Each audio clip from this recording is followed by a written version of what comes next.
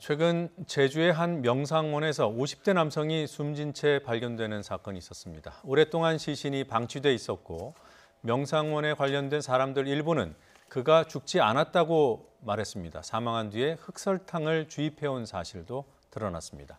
이 사건을 둘러싼 미스터리들, 범죄 심리학자는 어떻게 보는지 궁금합니다. 경찰이 15년 전 살인 사건의 유력한 용의자를 찾아냈습니다. 이번에는 시효가 끝나기 직전에 기소를 했다고 합니다. 이 사건 역시 짚어볼 부분이 있습니다. 네, 범죄 심리학자의 사건 추적, 더 사건. 공정식 경기대 교수님과 함께합니다. 어서 오십시오. 안녕하십니까? 네, 안녕하세요.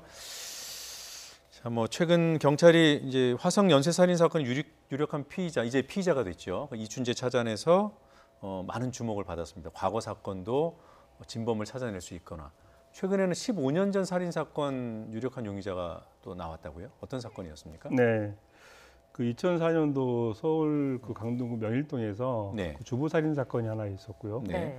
그리고 그 강북구 미아동에서도 여성 2명에 대한 살인 미수 사건이 있었는데 네. 그 미제로 남아있던 사건인데 이게 공소시효를 5일 남겨두고 네. 그 피의자가 50대 남성이 자신이 범인이다라고 자백을 함으로써 재판에 넘겼던 사건입니다. 근데 이 사건에 그 자백을 했던 사람은 과거에 그 석천동 그 연쇄 살인 사건의 그 범인으로서 그 당시에 주범과 같이 공범으로 그 7차례 합쳐서 총 11명, 뭐 미숙 2명 포함해서 살해했던 사건이고 네. 강조월도도 한 18건 정도 했던 사건으로 현재 그 무기징역을 선고받고 교도소에 수감 중에 있습니다. 예, 저희가 지금 그래픽으로 쭉 그 범행 사건들을 정리해서 보여드리고 있는데 마지막에 있는 그 석촌동 전당포 살인 사건, 이건 어떤 사건이었습니까? 네, 이 석천동 그 연쇄 살인 사건은 뭐 강도 살인 사건인 거죠. 네. 그 2인조가 이제 상가에 침입을 해서 전당포 주인하고 비디오점 종업원을 무차별적으로 살해했던 사건인데 당시에 너무나 살해 장면이 잔혹해서 뭐 방송으로 이야기하기는 그렇습니다만 상당히 충동적인 행동을 했다. 그리고 매우 공격적이다라는 점에서 문제가 됐던 사건이기도 하고요. 그리고 그 당시에 범인들이 체포가 됐지만 전혀 죄의식을 느끼지 않았다는 점, 그리고 더불어서 경찰관에게 우리 잡느라 수고했다, 오히려 칭찬까지 했고 또 뭐 일종의 뭐 웃어가면서 사건 이야기를 하는 등 뭐 이런 식의 행동을 보이기도 했고요. 게다가 이 사람들이 그 무기징역을 받고 수감 중에 서로 이제 편지를 주고받는 과정 중에서 방이동 또 주부 살인 사건과 관련된 이야기를 또 주고받게 되는데 그 이야기를 주고받는 과정 중에서 우리가 뭐 강호수, 유영실보다 훨씬 낫다 뭐 이런 얘기를 하기도 하고 그 방이동 주부 살인 사건의 그 피해자가 꿈에 나타나서 괴롭다 이런 얘기를 하다가 이게 동료한테 또 걸려가지고 그 사건이 또 보고가 되면서 또 무기징역을 받아요. 그래서 현재 뭐 흔히 말하는 쌍무기라고 하는데 쌍무기징역 상태에 있는 상황입니다.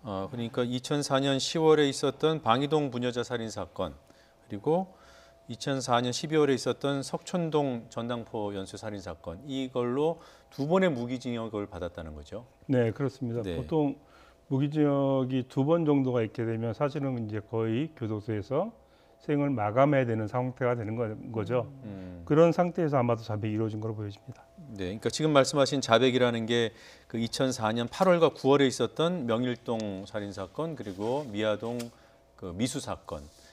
근데 이 사건에 대해서 이미 지난 2012년에 공범에 의한 자백이 있었다고 들었습니다. 네, 그 당시에 공범이 그 간암으로 그 생명이 굉장히 위험한 상황에서 과거에 죄에 대해서 자백을 했는데 본인이 저질렀던 그 범행에 대해서도 이야기를 하고 더불어서 공범이 저질렀던 명일동 사건하고 미아동 사건에 대해서 고백을 한 거예요. 근데 그 당시에는 이 범인도 그것을 인정을 했다가 이 공범이 사망하고 나서 그때 갑자기 번복을 합니다. 번복을 하게 되니까 검찰에서 이거를 입증하는 다른 증거가 있어야 되는데 다른 증거가 없다 보니까 혐의를 발견하지 못하고 처벌하지 못하게 된 상황이 됐던 거죠. 그래서 결국은 처벌하지 못하게 됐는데 이 사람이 얼마 전에 신경의 변화를 일으켜서 그것을 담당 형사한테 자백을 하게 된 거예요. 그래서 만약에 이 사람이 이 사건으로 또 무기를 받게 되면 이제 무기가 3건이 되는 거죠. 상당히 이례적인 형벌을 받게 되는 상황이 되게 됩니다. 이렇게 뭐 공범이나 진범이 자백을 했는데도 불구하고 증거가 충분하지 않다는 이유만으로 재판에 넘겨지지 않은 사례들이 좀 있습니까? 살인 사건처럼 중대 사건의 경우에는 그 자백을 했는데 증거 불충분으로 이 사건이 뭐 처리되는 경우는 거의 없고요. 대부분 경미한 사건의 경우에 용의자가 자백을 했어도 네. 증거가 불충분하면 검사가 기소를 하지 않거나 뭐 이런 사들은 종종 있어요. 다만 이제 과거에 그 2009년도에 전남 광양에서 그 40대 여인 살인 사건이 있었는데 네. 예. 그 살인 사건에서 자백을 했지만 증거 불충분으로 무죄가 나온 사례들은 종종 있습니다.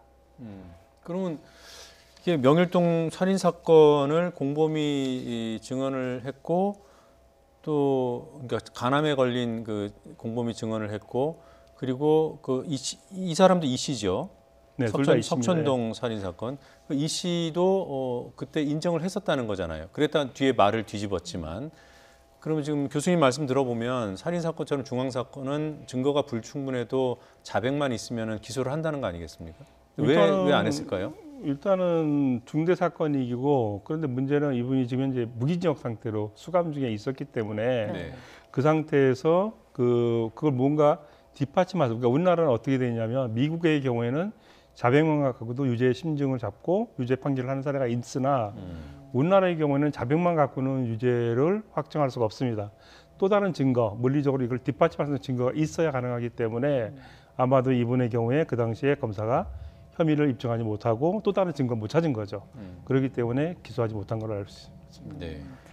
이번에는 공소시효가 지금 남아 있는 거죠? 네, 이번 사건은 공소시효가 남아 있는 상태입니다. 5일 전에 기소를 했다고 들었는데 네네. 이렇게 시효에 임박하면 범인의 심리를 저희가 뭐 잘 알지 못합니다만 이제 며칠 지나면 끝이다 이렇게 생각할 수도 있는데 왜 자백을 했을까요?